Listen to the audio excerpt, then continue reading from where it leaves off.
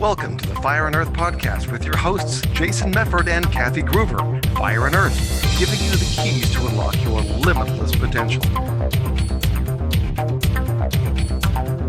Hey everybody, welcome back to another episode of the Fire and Earth podcast. I am your co-host, Kathy Gruver. And I'm Jason Mefford. And today we are lucky because we're bringing back one of our great friends, Dennis Ford. So Dennis, welcome, man. Hey, Thanks, raising the kid. roof, raising the roof. Always a delight to hang out with the two coolest kids on campus. Well, and That's I my appreciate story I'm that sticking to it. are you, well, and I'm glad that you call us kids too, because usually most people are calling us old farts, you know. Yeah, well, as long as we're interacting, you're always going to be kids to me. So Yay. that's the advantage of hanging out with me. Is I'm so Yeah. old, you'll always be a kid. And I'm youthing. So Yeah. Well, hey, I know, I think today we wanted to talk a little bit about, there's this thing going on. A lot of people are calling the great resignation, right? That there's a lot of stuff just really turning up, obviously, for the last couple of years. Corporate America, how we do work, lots of different things like that. And I know you've done a lot of work in culture and other stuff. So we wanted to have you back on and kind of talk about this because it's a relevant topic that a lot of people are actually dealing with right now, both from an employer perspective and employee perspective. yeah. Well, I appreciate being here, and you couldn't be more correct when you just described that. The Great Resignation, it's one of those things. In 2020, there was a word that just enveloped all of business, and everybody was using it. It was pivot. And we all got pretty tired of it because it just got used and used and overused and overused. Well, there is another word or phrase, and it depicts where we are right now. And unfortunately, I would say it's absolutely true, and it's the Great Resignation. In 2021, and I'm just going to throw out a couple of statistics just to set a baseline where we're at. In 2021, 50 million people, 50 million employees left their jobs of their own volition. They weren't let go. They decided, I'm going to leave. That's by far the most that the Bureau of Labor Statistics has ever recorded. It was over 4 million employees a month left. Now, according to Forbes, and they cited a PricewaterhouseCoopers study, they said 65 to 75% of the American workforce has one foot out the door and they're looking for their next job, actively looking for their next gig. Monster.com, this is what they do. They said, no, it's not 75%. It's 95%. Monster.com. So that does not bode well for many companies in America right now, unless they come to grips and a realization of actually why employees stay and why they go. Yeah. And so I'll sort of start, and this is not a shameless plug, it sets the baseline that I wrote this book 4 years ago.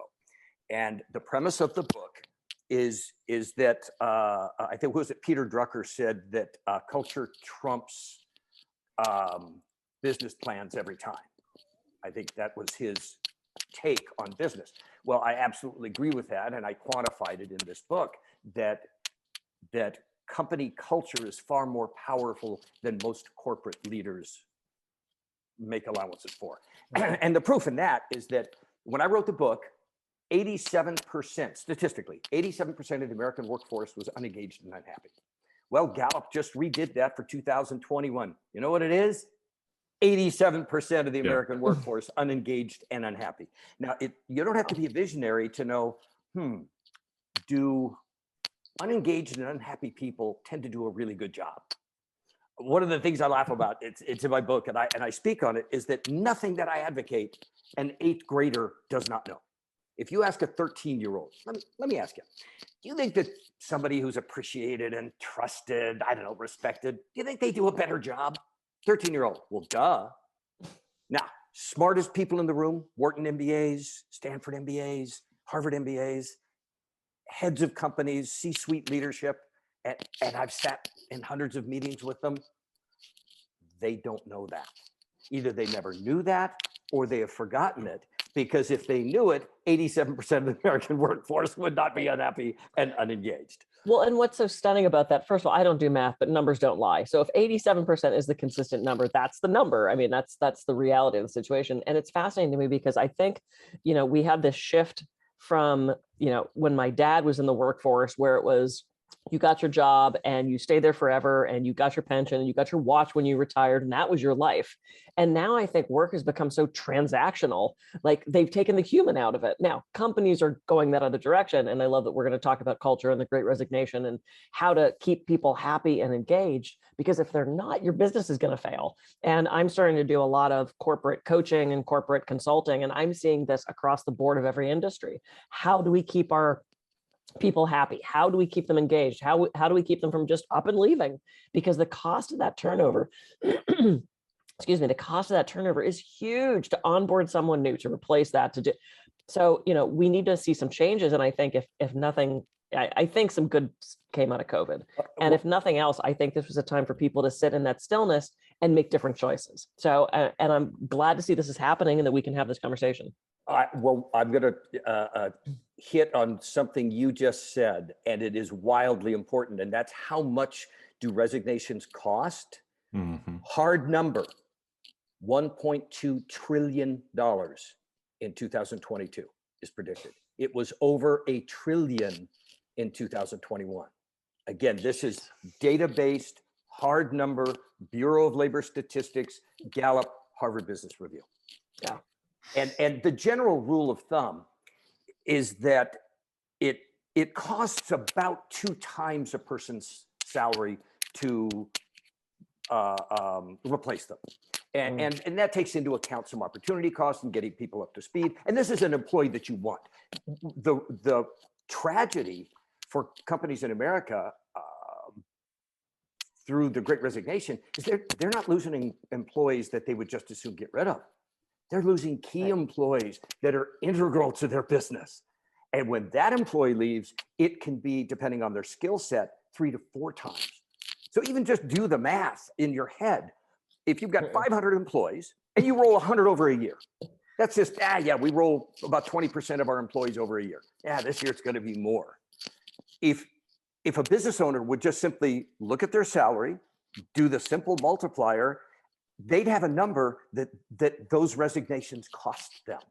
And you would think that they would go, I wonder what I could do to keep them. And that leads me into something I just segued myself without even meaning to, but I'd rather be lucky than good. There was a company called Mindshare. They're sort of a think tank, HR-oriented site. Years ago, I cited them because they gave CEOs a list of 10 things that are important to employees. Across the board, they're important to employees. Mm-hmm. So they said, CEOs, put these in order of importance to your employees. Then they went to employees and said, okay, put these 10 things in order of importance. Now, I'm not going to go through them all. Suffice to say that the bottom 3 for CEOs were, in fact, the top 3 for employees. Yeah. You couldn't miss more than they missed. They didn't miss by 20% or 30%. They were almost diametrically opposed in what they felt employees would say is important versus what employees said. Mm-hmm. And I'm only going to give 3 of them because it's really key and it's the backbone in everything that I'm advocating culture-wise in this post-pandemic world. That's the top 3 things, according to CEOs: good wages, job security, promotion, and growth opportunities. The bottom 3, according to employees: job security, good working conditions, tactful discipline. The good wages, number 1 for CEOs, number 7 for employees. Yeah. And this one really drives it home. This is a study just done by MIT Sloan School of Business. Not a preset list of things. They just simply said to employees, what matters most to you, period. Number 1, employees want to feel respected. Number 2, they want to feel supported by their leadership. Number 3, they want to see their leaders live the core values and not just have it stuck on a wall. Number 4, they will not work for toxic managers or with toxic people. Number 5, they will not stand for unethical behavior, either from employees or leadership. Number 6, benefits. Number 7, compensation and perks. Yeah. And yet, corporate leadership in America still fights this concept about how important culture is versus the old traditional, this is what we pay, here's a perk, here's a bonus, here's, Right. this stuff. And, Yeah. and what I'm finding, Kathy, and you and I talked about this the other day, is I think the Great Resignation is finally getting the attention of corporate leadership to where they're going, okay, what we're doing isn't working. Mhm. And not only are we losing people, we're losing people faster than we've ever lost people. Yeah. And it's costing us a fortune, and worse, we can't find people to replace them. What are we going to do about this? Dennis, do you think, as I'm hearing you talk about this, what do you think the disconnect is? Do you think it's because often the CEOs are of a different generation where money did solve the problem, where they got into that field because they wanted good wages, and now we have this up and coming generations of people who are like, screw the money, I want to be having fun and I want to be respected and I want to be treated better? Do you think it's a generational thing, or what is the disconnect between what the CEOs think people want and what people actually want? That's a great question. And I would say that what I advocate is that human nature is human nature, and that a boomer is going to respond the same to being appreciated, respected, trusted as a Gen Z. Now, are the generations different? Yeah. Are millennials through Gen Y and Z approaching their work life with a different set of expectations than our parents did coming out of the Depression? Yeah, I was raised with this mindset of, you're lucky to have a job. You're lucky if somebody writes you a paycheck. It had nothing to do with your skills or your talents. It was this sort of overriding mindset that everybody who had a good job was lucky to have a good job. Yeah. And that was true during the Depression. 90 years ago. We're in a different world. And so I would say that you are correct on both counts. Yes, it is generational to a degree, but I also don't think it's totally generational, because the research I did 4 years ago for the book showed that every generation responds the same way when shown respect, trust, appreciation. And frankly, what I also advocate is that if an employee doesn't warm to that, it doesn't mean your culture's off. It doesn't mean you're wrong. It means you got a bad hire. It means you have someone you need to replace. If as a company and a leadership team, you create a culture with all of those facets that is appreciative and trusting and honest and empathetic, respectful. If you have leaders or employees that don't embrace it, get rid of them. They got to go. Well, and it's interesting because as you're talking, and a lot of the employee engagement, I used to be in charge of ethics and compliance. One of the things we would do is the employee surveys, right, and engagement. And what I always noticed was, and you're bringing this up again here too, is that there is such a huge disconnect. It's almost like, when we could look across, across the organization geographically, but when you looked vertically in the organization, it was almost like there was a flip that was switch that was flipped.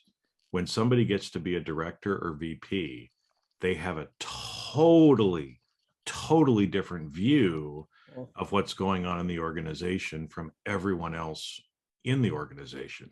And I think we're seeing this again now, right? It's like, what happens to leaders when they get to this point? Because like you said, generational, probably not, right? Because a lot of the people that are in those roles now, yeah, maybe they're still boomers, but there's a lot of Gen Xers that are in there. There's some, on the tail end of millennials that are in there now too. So what is it that happens to a leader at that point? Because I'm just thinking again, I mean, the problem is the leadership. It's not the people. It's like everybody on the ground floor going, what the fuck? Are you finally going to listen to us? Yeah, right. That's how revolutions happen, is the people get ignored long enough and they're like, fuck it, we're taking out the leaders. Yeah. You couldn't be more correct. And in fact, a quick story. I didn't set out to be a culture guy. I own a corporate communications company, highly creative. We utilize comedy and musical theater to get messages across. We're sort of an out there little boutique-y, weird messaging company. The reason I ended up writing a book on culture is I had sat in so many meetings with C-suite leadership. And I'm talking big companies. I really shouldn't say their names here, but we're talking top 10, top 20, Fortune 100 lists. So now I'm sitting with, very high up senior VPs, presidents. So we're talking about what it is we need to do as a company, Quantum Leap. And so here's the holy grail of information that they need disseminated at a big meeting. And we're coming up with, creative ways to do that. But the number of times that the conversation degenerated into them dissing their own employees and bad mouthing their own employees. Our salespeople, they're a bunch of prima donnas, damn it, and they don't get how good they have it. The back shop doesn't get it because there's no sense of immediacy, and damn it, nobody gives good customer service anymore. And I would watch this again and again and again. Excuse me. And I realized these people, smartest guys in the room, smartest people in the room, had no idea that they were the very culture that they were saying they didn't like. The culture was them. Here's a cornerstone of everything I believe in. Never in the history of ever has a culture started with a downline employee and moved its way up to a CEO who went, well, wow, that's a pretty good way to be. That'll be us from now on. Said no CEO ever. Culture always starts at the top, CEO leadership team, and matriculates down through an organization as a set of expectations, as a set of behaviors. Is it empathetic? Is it toxic? Whatever it is at the top, that's what's going to permeate through the organization. And that was really the catalyst for writing the book. Is I had sat in so many of these meetings and realized, Jason, to your point, that somewhere along the line, either these people never knew, which is hard to believe. Yeah, they were low-level employees at some point. They knew. Or had forgotten how much an empathetic, trusting, respectful environment nurtured them. One of the premises of the book, and it doesn't have to do so much with the Great Resignation, but I still advocate it because it's true, is that here's a universal truth. Every employee in every company, notice I'm using the word every employee in every company every day comes to work, and they have the same choice. Every industry, they all have the same choice. How much effort am I going to put in today? Am I going to do everything I'm capable of? We'll call it above and beyond. Or will I do just enough to slide under the radar, not get noticed, not get fired? And what's the difference between these two things? Quantifiably, it's 50 to 70%. The productivity. The difference in productivity. Output. Yeah. And I'll also advocate this. No company has an oversight or measurement platform to actually monitor what an employee is capable of. It can monitor output, but what we're capable of, that's in here. It's my choice. Do I go above and beyond, or do I do the least amount I can do? Now, I don't want to back us up on time, but can I tell you a quick story that's the backbone of the book, and it's the backbone of everything I believe. The book was originally going to be called Everything I Needed to Know About Business I Learned Waiting Tables. So I'm working at this incredible restaurant. It was called Nantucket Lobster Trap.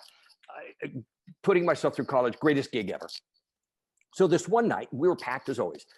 I noticed that on my station of 4 tables, checks are down on all 4 tables. If you've been a server, could that be trouble? Checks are down, they're paid, now they're just sitting. So I'm thinking, okay, the hostess will watch my back. She won't seat everybody at the same time. I go into the kitchen to do something, come back out. Sure enough, I've got 4 brand new tables. Now I'm a pretty good waiter, but I can't violate the laws of physics and be in 4 places at the same time, which is where I need to be. So now it's a little bit of damage control. Grab the water pitcher, go to the first table. Hi folks, my name is Dennis. Welcome to Lobster Trap. I'll be your waiter tonight. We got some specials tonight that I knock your socks off. We have a swordfish in from Block Island, and I go on with my spiel. So now I'm at the second table. Same thing. Hi folks, my name's Dennis. How you doing? And about halfway through my spiel, I hear this behind me. And I take a quick look. Sure enough, this guy at my third table. And he's not looking at me. He's just looking around because, damn it, somebody's going to pay attention to him. So I kind of chuckle. Get to the third table. Hi, folks. My name's Dennis. I'll be your waiter tonight. Sorry it took a minute to get here, but I'm here now. And I'm going to get you the specials. We're going to get your night rock and roll. We're going to have a great time. And other than the look of utter disdain they gave me, I got through the specials. So I get to the fourth table. But before I can say a word, the guy there says, hey, Dennis, how you doing? Looks like you're having quite a night.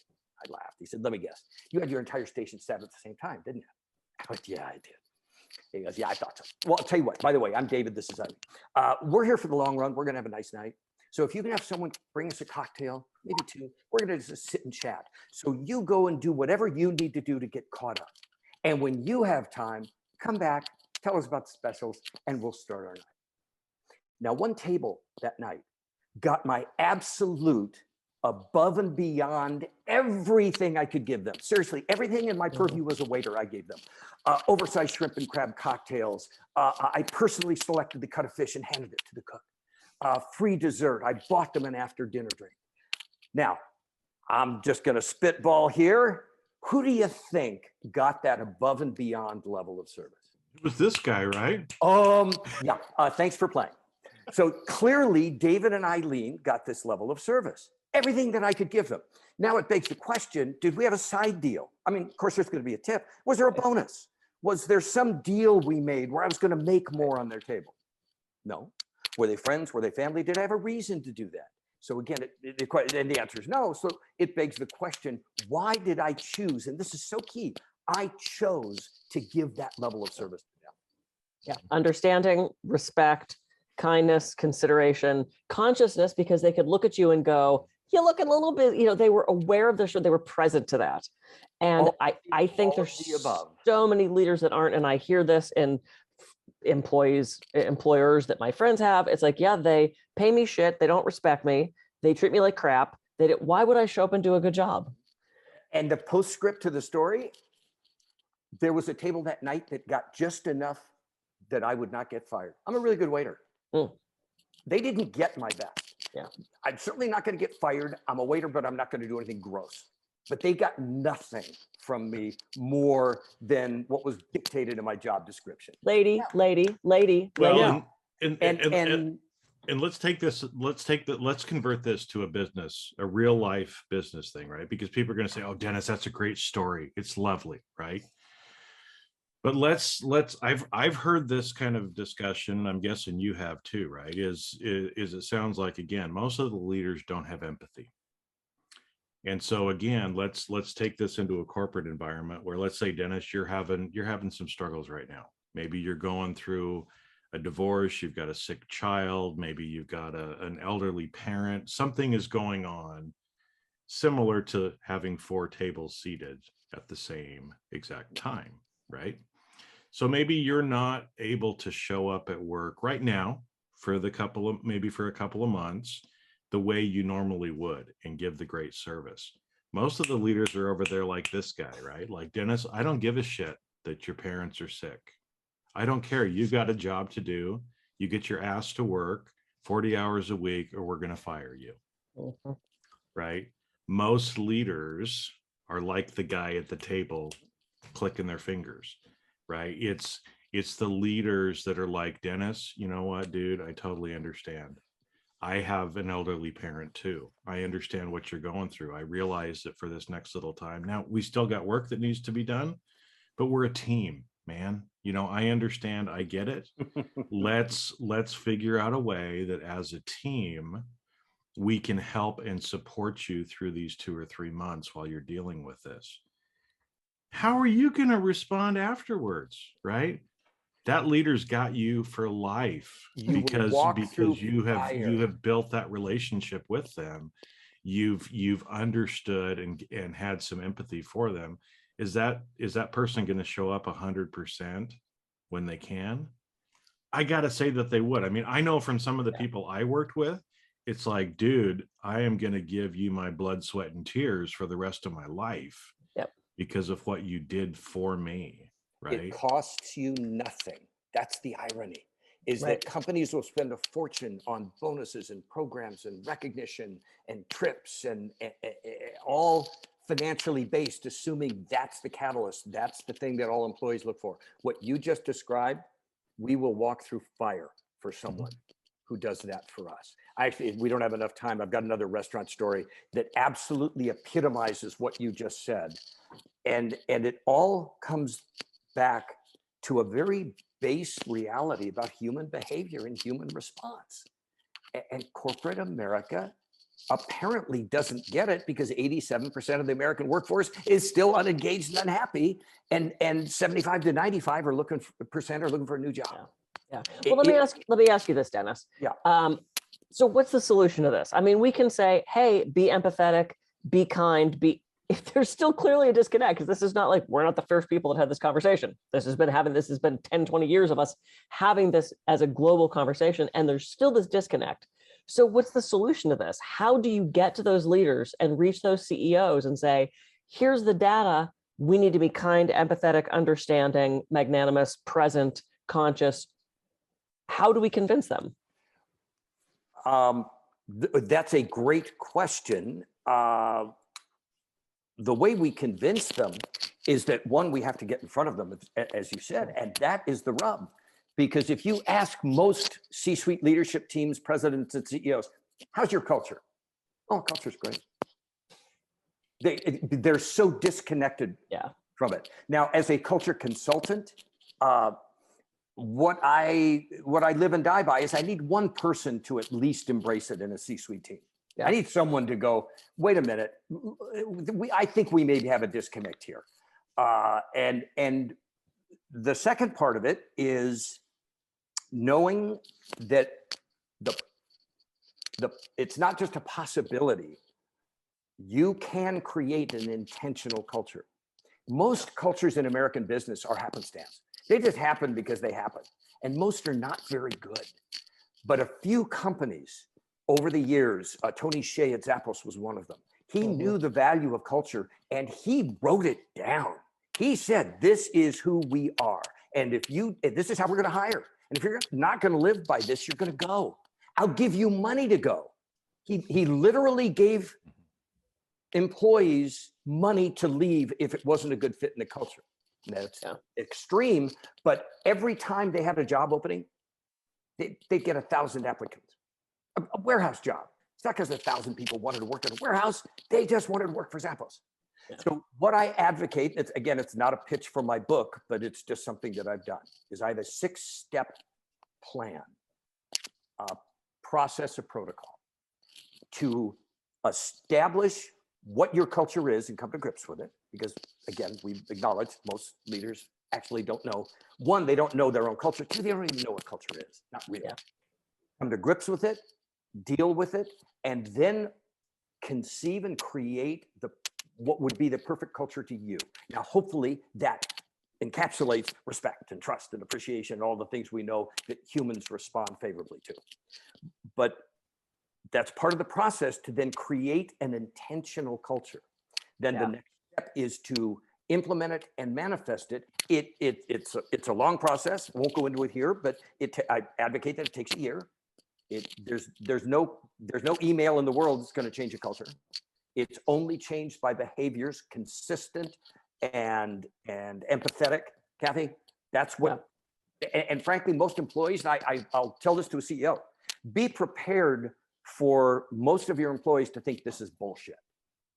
For the first 30 days or 60 days, they think it's just the flavor of the month and it's going to go away. Yeah. The only thing that will make this new culture real and manifest is if you and your leadership team live it every single day. And your employees, your higher or upper level management, your mid-level management, and your employees see it.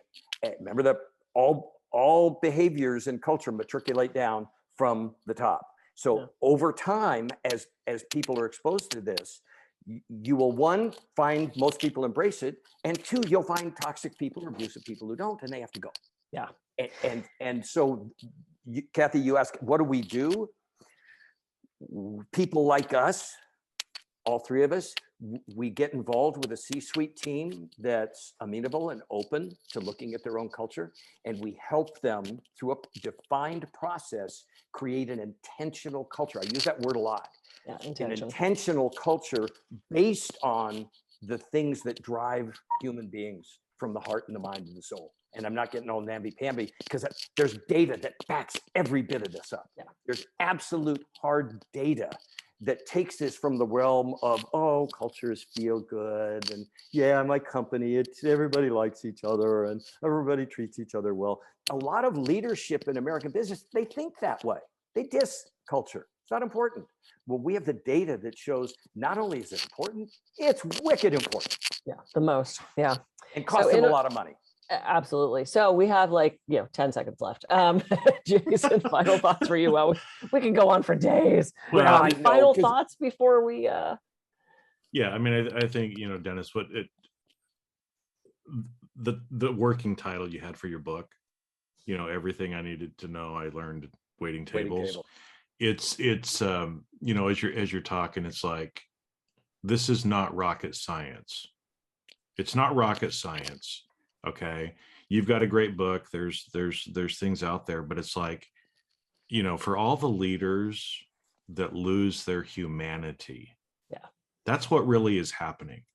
As people move up in corporations, they lose their humanity. They no longer see their employees as fellow human beings. They see themselves as being somebody different, making multi-million dollars a year. And that whole thing about the salespeople, it's like, who the fuck do you think brings in the money for your business? Yeah, it's like, if you are ever dissing your salespeople, it's like, come on, dude, whatever. But to me, it just really feels like, and I don't know who taught it along the way, but that when you get to be a leader, you need to stop being a human to being a good leader.